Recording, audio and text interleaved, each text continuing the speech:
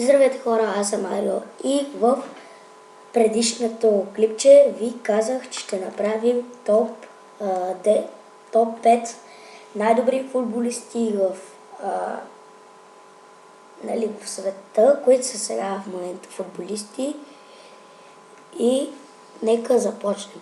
На петата позиция се нарежда Златан Ибрахимович. Ето на негова снимка, която е в Милан.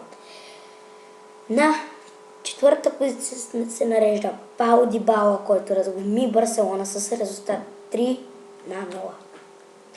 На третата позиция реших да сложа Левандовски, защото той е един много класен футболист и играл в няколко отбора, като знам, че единият е Байер Мюнхен и Борусия Дортмунд. На второто място се нарежда Кристиано Роналдо.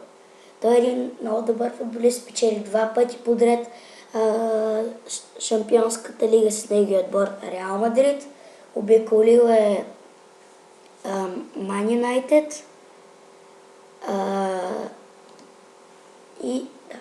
На първата позиция нарежда Лионел Меси.